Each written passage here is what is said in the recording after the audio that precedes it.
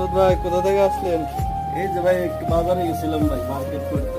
কি নিয়ে আসলেন ঈদের মধ্যে? বেশি কিছু কিনলাম না ভাই, এই যে দুটো তাওয়া কিনলাম। পোলা বানাইতে চিঠি মিঠাই খাবো, ঠিক আছে? এটা কি ঢুকছে, এটা কোনো মশলা চিঠি মিঠাই আপনার জন্য কিছু কিনেন নাই?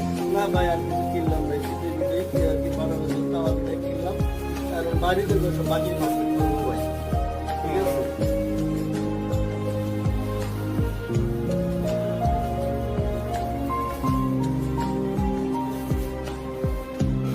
কি কি নিয়ে আসছেন দেখি একটু আমরা।